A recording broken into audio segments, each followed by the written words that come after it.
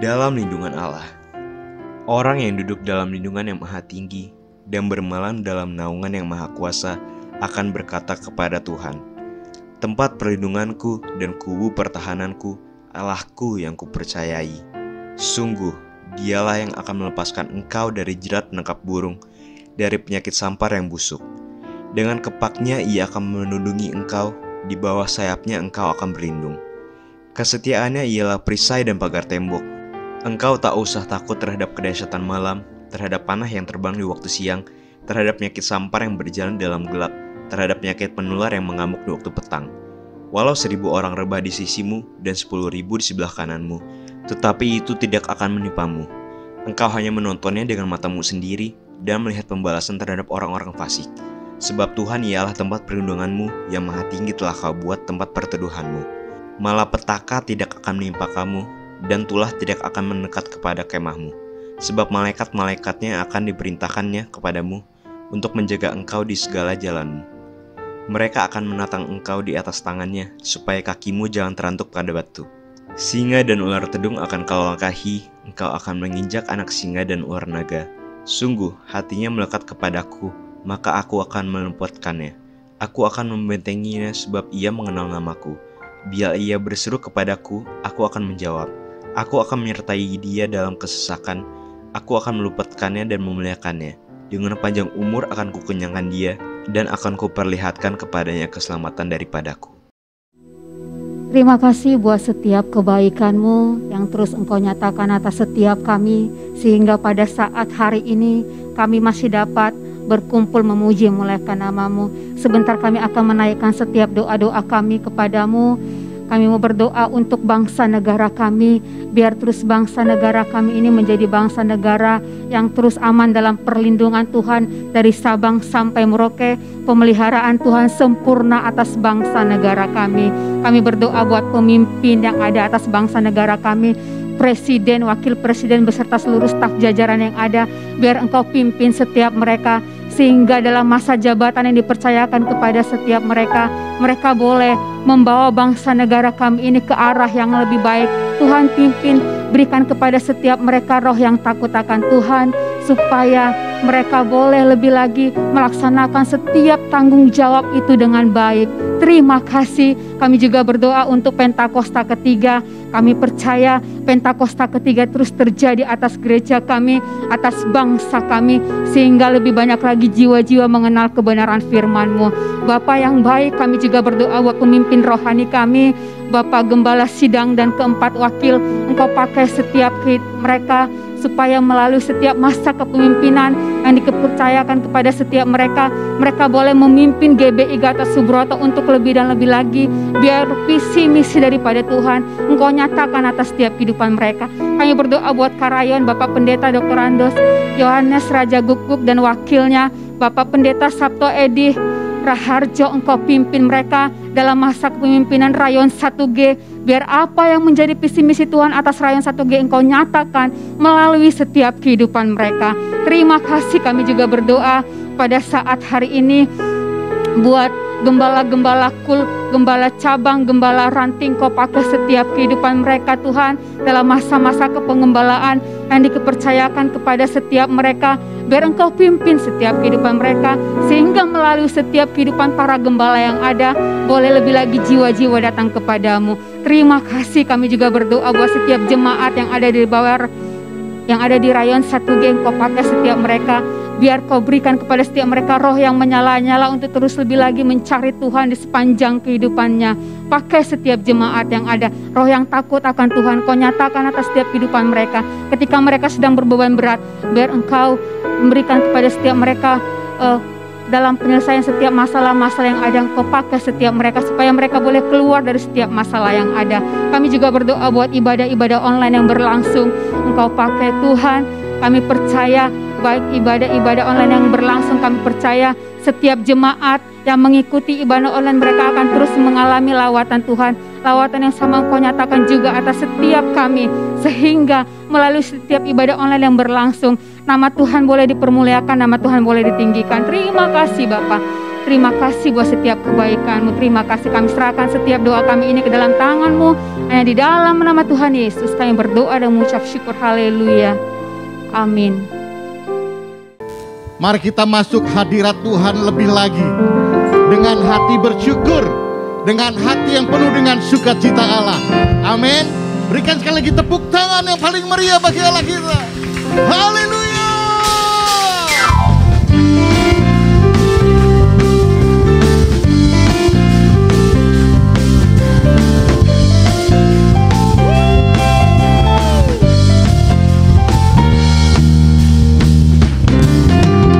Roh Kudus tercurah di tempat ini, urapannya yang ajaib memulihkan umatnya.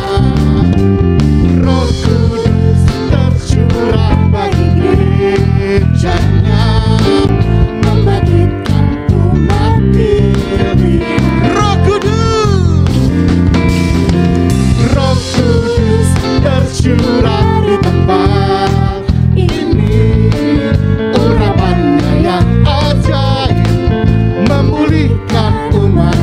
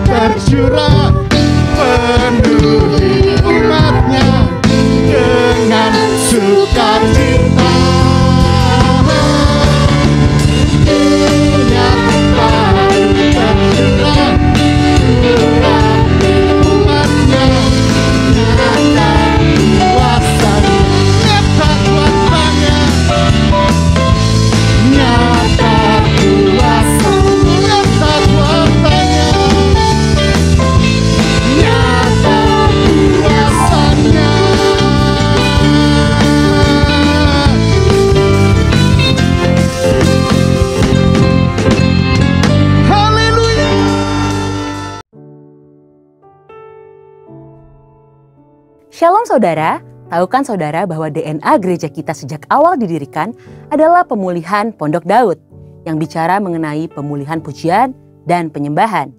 Oleh karena itu, penyembahan selalu menjadi fokus yang sangat diperhatikan dalam gereja kita. Tuhan Yesus dalam Yohanes 4 ayat 23 mengatakan bahwa penyembah yang benar akan menyembah Bapa dalam roh dan kebenaran. Dalam ayat itu, kata menyembah diterjemahkan dari bahasa Yunani, proskuneo, yang artinya seperti seekor anjing yang menjilat tangan tuannya. Anjing hanya dapat menjilat tangan tuan yang dikasihi dan dipercayainya. Jika saudara coba mengulurkan tangan kepada seekor anjing yang tidak dikenal, kemungkinan besar respon anjing itu bukan menjilat, tetapi menggigit tangan saudara. Jadi, menyembah tidak terlepas dari kasih dan percaya. Dalam Mazmur 135 ayat 15-18, pemazmur menuliskan mengenai berhala buatan tangan manusia yang mempunyai mulut tetapi tidak dapat berkata-kata, mempunyai mata tetapi tidak dapat melihat, mempunyai telinga tetapi tidak dapat mendengar, juga nafas tidak ada dalam mulut mereka. Statement berikutnya dari pemazmur mungkin mengejutkan bagi kita. Dikatakan bahwa seperti itulah jadinya orang-orang yang membuatnya, semua orang yang percaya kepadanya. Dengan kata lain, seseorang akan menjadi serupa dengan apa yang dia sembah. Orang yang percaya atau mempercayakan diri kepada sesuatu akan menjadi serupa dengan hal itu. Jadi sekarang kita bisa tahu apakah seorang itu benar-benar menyembah Tuhan atau tidak. Bila seseorang yang katanya suka menyembah Tuhan, namun semakin serupa dengan dunia, siapa yang sesungguhnya dia sembah? Jika orang yang menyembah Tuhan semakin hari semakin sombong, mementingkan diri sendiri, bahkan hidupnya sama sekali tidak dalam kekudusan, sebetulnya siapa yang ia sembah? Sepertinya dia bukan menyembah Tuhan, karena karakteristik itu sama sekali tidak mencerminkan karakter Tuhan kita, Yesus Kristus. Tuhan Yesus selama pelayanannya di dunia pernah menegur dua ekspresi penyembahan yang salah. Yang pertama, penyembahan egosentris, yang fokus kepada diri sendiri. Tuhan Yesus menegur orang Farisi yang melakukan ritual agamawi di depan orang-orang bukan untuk menyenangkan Allah, tetapi supaya dilihat orang dan mendapat pujian. Tindakannya sih menyembah, tetapi tujuannya bukan untuk menyembah Tuhan. Tangannya diangkat seperti sedang menyembah, tetapi sebenarnya dia sedang perform supaya dilihat dan dipuji orang. Yang kedua, penyembah bertopeng. Penyembahannya hanya tampak baik dari luarnya saja. Tipe ini secara lahiriah menyembah, tetapi tidak hidup mengikuti kehendak Allah. Tuhan Yesus mengecam ahli-ahli Taurat dan orang-orang Farisi yang kelihatannya bersih di luar, seperti kuburan yang dicat putih di luar, tetapi berisi tulang belulang dan berbagai jenis kotoran di dalamnya. Suka menyembah sih, tetapi dosa jalan terus. Rajin menyembah, tetapi tidak mau hidup kudus. Penyembahannya hanya tindakan lahiriah dan tidak mengenai esensi penyembahan yang sesungguhnya. Saudara, perlu kita ingat, salah satu kriteria penyembah yang benar menurut Tuhan Yesus ialah menyembah di dalam kebenaran atau aletheia, yang memiliki arti truth dan juga verity, yang berarti kebenaran, kejujuran, ketulusan, dan integritas. Menyembah itu harus jujur, harus tulus, dan harus dinaikkan dari hidup yang berintegritas. Bagaimana caranya supaya kita bisa menyembah dalam standar yang demikian? Maleakhi 3 ayat 1-4 menuliskan, setidaknya ada dua hal yang harus kita relakan untuk dapat menjadi penyembah yang benar. Yang pertama, relakan diri untuk masuk ke dalam pemurnian Tuhan.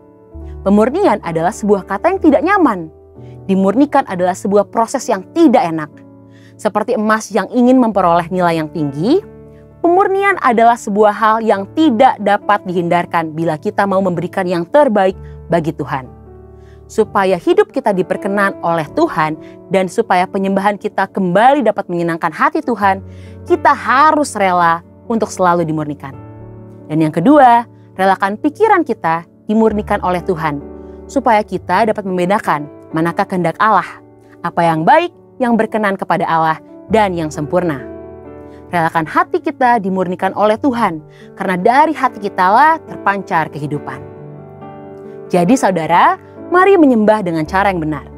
Biarlah segala pujian, hormat, dan kemuliaan hanya bagi namanya. Saudara, untuk penjelasan lebih lengkap dari tim teologi kami, silakan buka link yang ada di atas atau scan QR Code yang tersedia. Tuhan Yesus memberkati.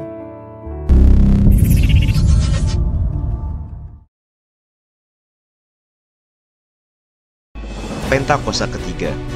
Pentakosta ketiga adalah pencurahan Roh Kudus yang dahsyat di zaman ini melebihi yang terjadi di Azusa Street. Pentakosta ketiga akan mengakibatkan penuaian jiwa yang terbesar dan yang terakhir sebelum Tuhan Yesus datang kembali.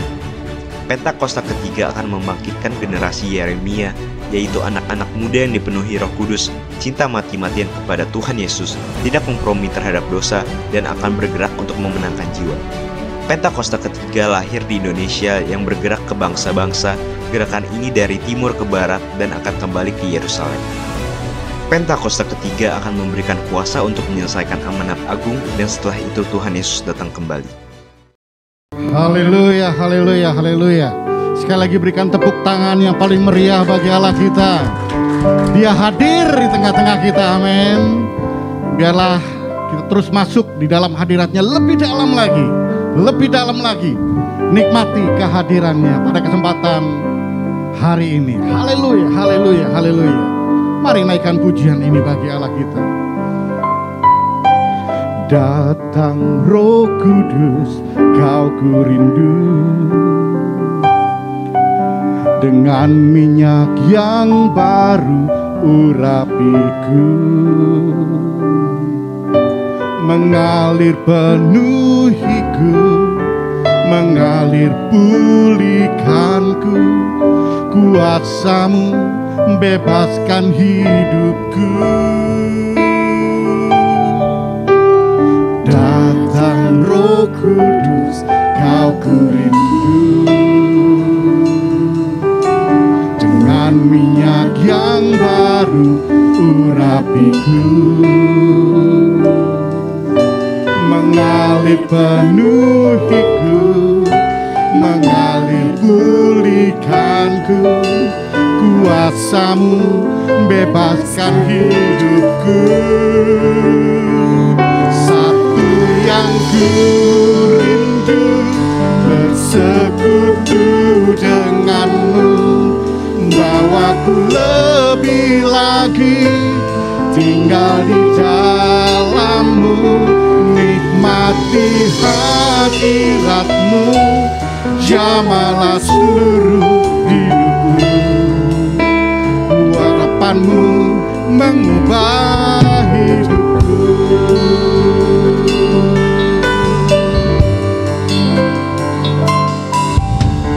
Datang Roh Kudus, kau ku rindu, dengan minyak yang baru urapiku, mengalir penuhiku, mengalir pulihkanku, kuasa-Mu bebaskan hidupku. Satu yang ku rindu, bersekutu denganmu, bawaku lebih lagi tinggal di dalam-Mu, nikmati hadirat-Mu, jamalah seluruh hidupku. Urapan-Mu mengubah hidupku. Satu yang ku rindu, bersekutu denganmu, bawaku lebih lagi tinggal di dalam-Mu, nikmati hadirat-Mu, jamalah seluruh hidupku.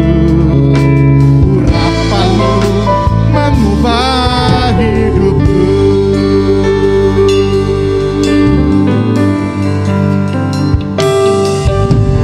Datang Roh Kudus, kau ku rindu, dengan minyak yang baru urapiku, mengalir penuhiku, mengalir pulihkanku, kuasa-Mu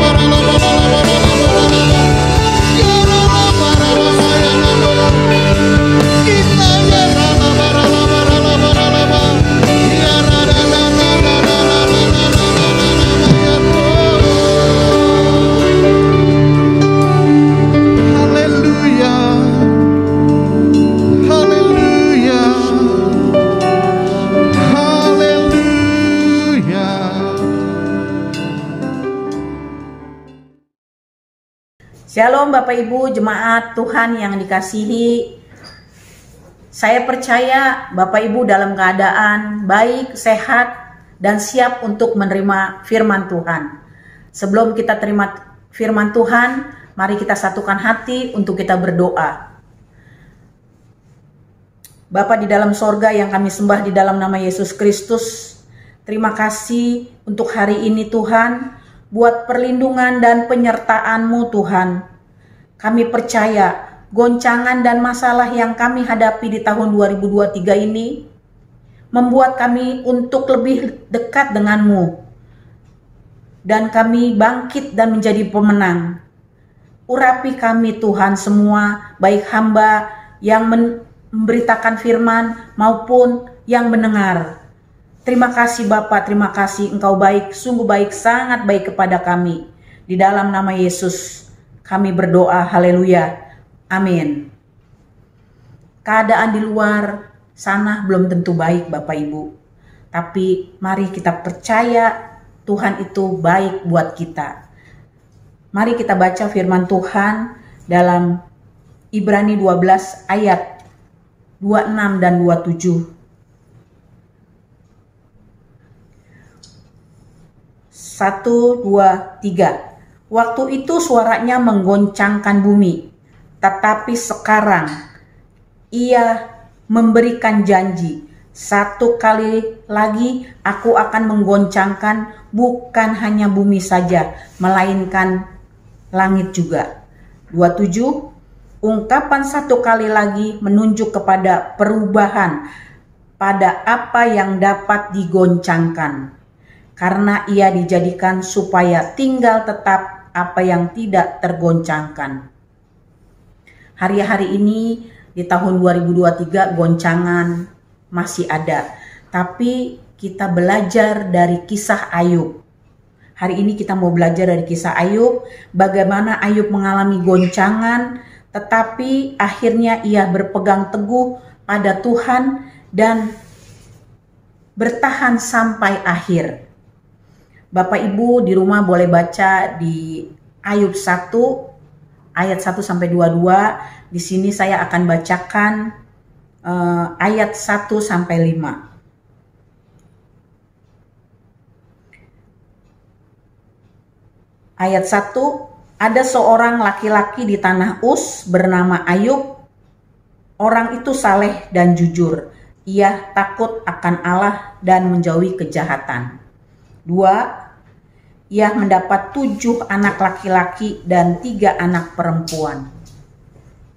Ketiga, ia memiliki 7.000 ekor kambing domba, 3.000 ekor unta, 500 pasang lembu, 500 keledai betina, dan budak-budak dalam jumlah yang sangat besar.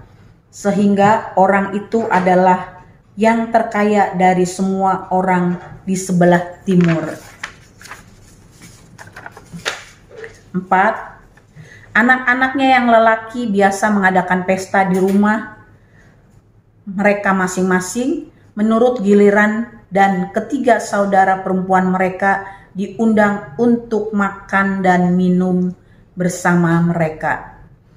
5. Setiap kali apabila hari-hari pesta telah berlalu, Ayub memanggil mereka dan menguduskan mereka. Keesokan harinya pagi-pagi bangunlah Ayub lalu mempersembahkan korban bakaran sebanyak jumlah mereka sekalian. Sebab pikirnya mungkin anak-anakku sudah berbuat dosa dan telah mengutuki Allah dalam hatinya. Demikianlah dilakukan Ayub senantiasa. Amin. Ayub orangnya saleh dan jujur. Ia takut akan Allah dan menjauhi kejahatan. Takut akan Allah dan menjauhi kejahatan menjadi landasan kesalehan Ayub dan kejujuran. Saleh mengacu kepada integritas moral Ayub dan komitmen sepenuh hati kepada Allah. Jujur merupakan kebenaran dalam perkataan, tindakan, dan pikiran. Pada suatu saat, iblis menyerang karakter Ayub dengan seizin Allah. Sampai-sampai istrinya Ayub juga dan teman-temannya ikut mengintimidasi Ayub. Ayub kehilangan kekayaan dan anak-anaknya. Pada suatu saat, iblis menyerang karakter Ayub dengan seizin Allah. Sampai-sampai istrinya Ayub juga dan teman-temannya ikut-ikutan mengintimidasi Ayub. Ayub kehilangan kekayaan dan anak-anaknya. Kesehatan Ayub juga digoncang dengan sakit kulit yang gatal-gatal. Saking gatalnya, Ayub menggaruknya pakai beling. Ya, nanti Bapak Ibu bisa lihat di Ayub 2 ayat 7 sampai 9. Tetapi Ayub merendahkan diri di hadapan Allah dan mengakui kekuasaan dan hikmat Allah. Maka Tuhan memulihkan keadaan Ayub setelah ia meminta doa untuk sahabat-sahabatnya, dan Tuhan memberikan kepada Ayub 2 kali lipat dari segala kepunyaannya dahulu. Amin.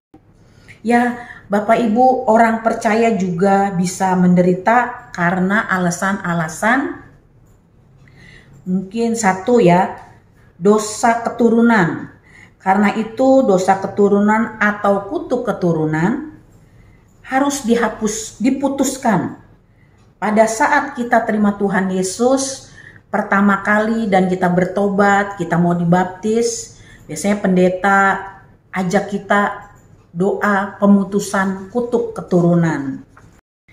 Yang kedua, orang percaya juga menderita setidak-tidaknya batin mereka karena mereka hidup di dalam dunia yang berdosa dan jahat ini. Ya, kita lihat firman-Nya di Kisah 17 ayat 16.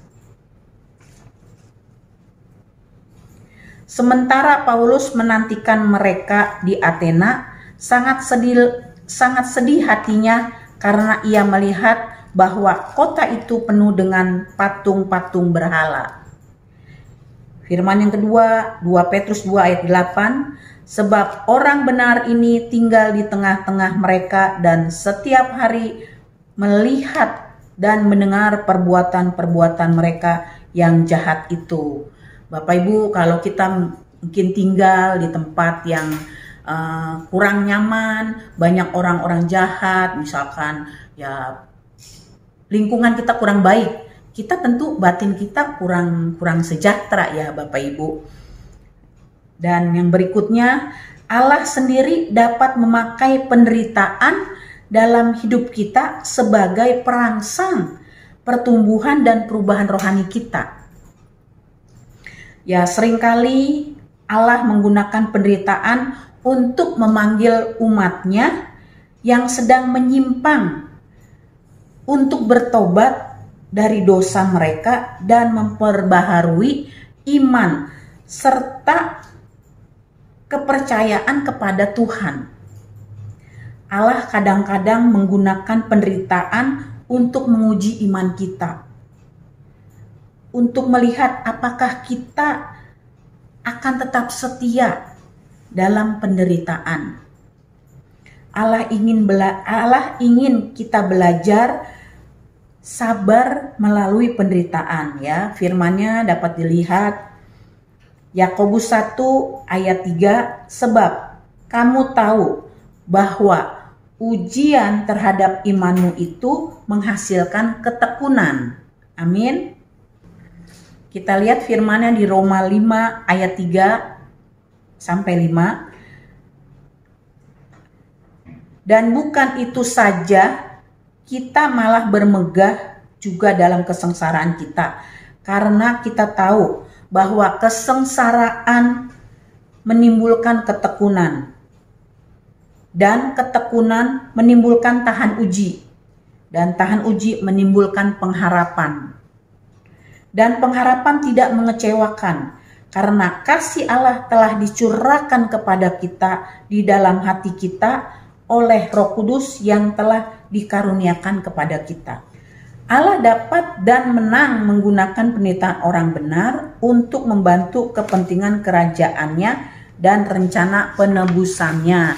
Seperti kisah Yusuf, ya, semua ketidakadilan yang dialami Yusuf dari saudara-saudaranya dan orang Mesir menjadi bagian dari rencana Allah. Amin. Hubungan Allah dengan penderitaan orang percaya itu apa sih?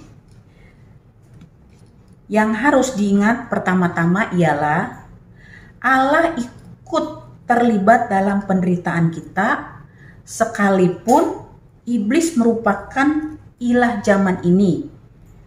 Ia hanya dapat menyiksa hidup kita apabila Allah mengizinkan. Allah telah berjanji di dalam firman-Nya bahwa Ia tidak akan membiarkan kita dicobai melampaui kekuatan kita. Firman-Nya kita bisa lihat di 1 Korintus 10 ayat 13. Saya akan bacakan. Pencobaan-pencobaan yang kamu alami ialah pencobaan-pencobaan biasa yang tidak melebihi kekuatan manusia. Sebab Allah setia. Dan karena itu Ia tidak akan membiarkan kamu dicobai melampaui kekuatanmu. Pada waktu kamu dicobai, Ia akan memberikan kepadamu jalan keluar sehingga kamu dapat menanggungnya. Amin. Hubungan penderitaan orang benar itu yang kedua, Allah juga berjanji untuk mendatangkan kebaikan dari semua penderitaan dan penganiayaan orang-orang yang mengasihi Dia dan mentaati perintah-perintahnya. Ya, kita lihat di firman-Nya di Roma 8 ayat 28, kita tahu sekarang bahwa Allah turut bekerja dalam segala sesuatu untuk mendatangkan kebaikan bagi mereka yang mengasihi Dia. Penderitaan orang benar yang ketiga, Allah telah berjanji untuk mendampingi kita, mendampingi Bapak Ibu ketika kita menderita, berjalan bersama kita melalui lembah kekelaman. Hal ini dilaksanakan melalui Roh Kudus-Nya. Kita diberi Roh Penghibur. Kita baca firman-Nya di Mazmur 23 ayat 4a. Sekalipun aku berjalan dalam lembah kekelaman, aku tidak takut bahaya, sebab Engkau besertaku. Amin. Akhirnya jangan lupa bahwa Tuhan Yesus ikut menanggung penderitaan kita. Ketika kita berdoa kepadanya, kita memiliki imam besar yang turut merasakan penderitaan kita karena Dia sendiri pernah merasakan berbagai dimensi pencobaan dan penderitaan kita.